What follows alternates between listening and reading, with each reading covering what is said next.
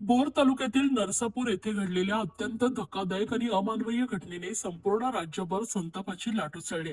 एका चिमुरडीवर लैंगिक अत्याचार करून तिची हत्या केल्याच्या घटनेचा आज जोरदार ठाण्यात निषेध नोंदवण्यात आलाय.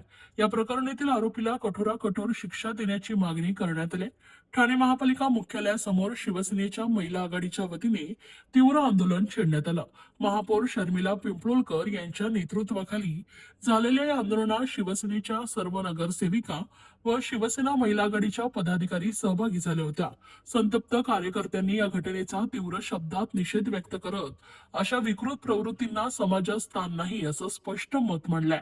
राज्याचे मुख्यमंत्री देवेंद्र फडणवीस आणि उपमुख्यमंत्री एकनाथ शिंदे यांच्याकडे या प्रकरणाचा जलदगतीनं तपास करून आरोपीवर कठोर कारवाई करण्याची मागणी करण्यात आली आहे. बदलापूर येथील प्रकरणात ज्याप्रमाणे प्रत्यक्ष व अप्रत्यक्षपणे आरोपीवर कारवाई करण्यात आली, त्याचप्रमाणे नसरापूर प्रकरणातील आरोपीवर कठोर कारवाई करावी अशी संपूर्ण जनतेची मागणी असल्याचं महापौर शर्मिला पिंपळोलकर यांनी नमूद केलं आहे.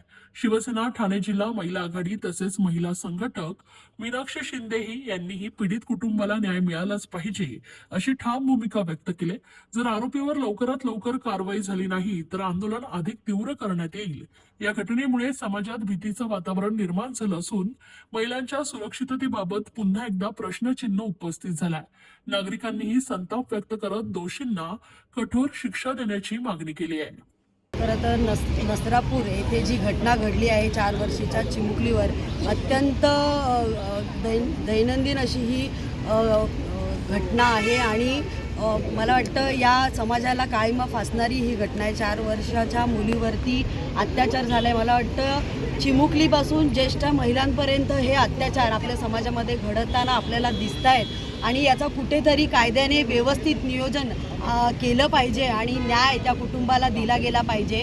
आज या चिमुकलीच्या घरच्यांना एवढं दुःख आहे की ते कुठेही भरून काढता येणार नाही. कारण प्रत्येक वेळेला जेव्हा हे अन्याय अशा विकृतींकडून होत असतात तर त्या ह्या विकृतींना त्या वेळेलाच ठेचलं गेलं पाहिजे. कारण पुन्हा एकदा ही विकृती पुन्हा अशी घडणार नाही अशा न्यायव्यवस्था मला वाटतं या समाजामध्ये दिल्या गेल्या पाहिजेत. प्रत्येक वेळेला महिलांसाठी जेव्हा सरकार योग्य त्या पाऊल उचलतात तर मला वाटतं हेही एक योग्य पाऊल सरकारने त्यांच्या ह्याच्यात उचललं पाहिजे.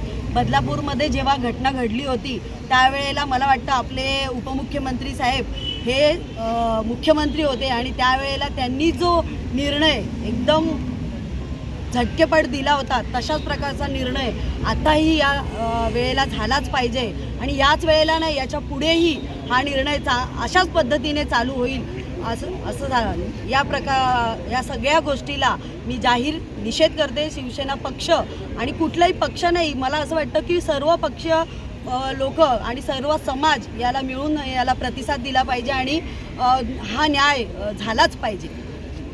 खरं तर आज आपण इथे निषेध मोर्चा काढलेला आहे आणि 4 वर्षाच्या चिमुकलीवर जो अत्याचार करून तिची निर्घृण हत्या करण्यात आलेली आहे त्या निषेधार्थ आज आंदोलन शिवसेना शाखेच्या वतीने, महिला आघाडीच्या वतीने आणि संपूर्ण नगरसेवकांच्या वतीने करण्यात आलेलं आहे. खरं तर ही मानसिक विकृती कुठेतरी समाजामध्ये पसरते आणि अशा प्रकारे मला असं वाटतं की जातीय या गुन्हेगारांना जात, धर्म, पंथ नसतो, पण काही विकृती आहेत की ह्याला जातीय रंग देण्याचा प्रयत्न करतात.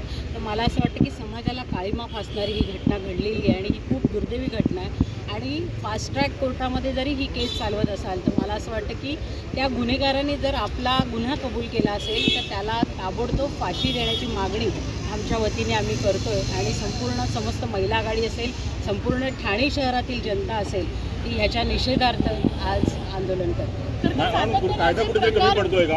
मला असं वाटतं की कायद्याच्या चौकटीत राहून सगळ्या गोष्टी सरकारला बघायच्या आहेत, पण शेवटी माणूस म्हणून विचार करताना अशा विकृतीला जर वेळीच ठेचलं असतं, याच्यापूर्वी पण त्याच्यावरती 2 गुन्हे नोंद झाले होते, त्याचवेळी जर त्याच्यावर कठोर कारवाई केली असती तर आज ती चिमुकली आपल्यामध्ये असती.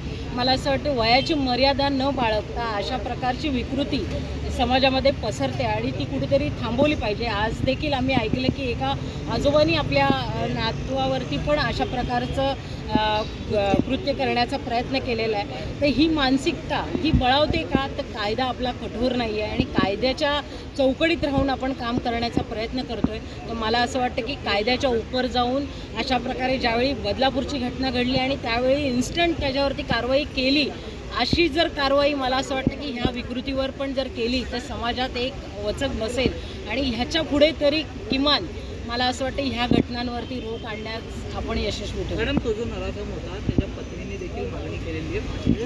मुंबई साहेबांकडे देखील मागणी केलेली आहे. मला असं वाटतं की न्याय मागण्यासाठी प्रत्येकजण धडपडत असतो आणि तिचे पालक आता ज्यावेळी म्हणतात की कोणी आम्हाला भेटू नका, कारण त्यांना माहिती की ह्याच्यापूर्वी पण बऱ्याचशा घटना अशा घडत आहेत, लोक जाऊन भेटत आहेत, आम्ही सगळं करू म्हणून सांगतात, पण निर्णय होताना फार उशीर लागतो आणि म्हणून ती मानसिकता कुठेतरी खचत चालली की न्याय भेटायला आपल्याला उशीर होतोय म्हणून. आणि तो लवकरात लवकर जर साधायचा असेल तर मला असं वाटतं की ज्यावेळी त्याला अरेस्ट केली त्यावेळी त्यानेच जर कबुली जबाब दिला असेल तर तो कबुली जबाब ग्राह्य धरून लगेच त्याच्यावरती जर कारवाई झाली तरच मला असं वाटतं की समाजात ही पसरलेली मानसिकता रोखण्यात आपण कुठेतरी यशस्वी होऊ. मॅडम, राज्यात महायुतीचं सरकार आहे, आपणही त्याचा भाग आहात, मात्र महिला कुठेतरी आक्रमक होत आहेत. लाडकी बहीण नको, सुरक्षा महत्त्वाची आहे, याकडे कसं बघता?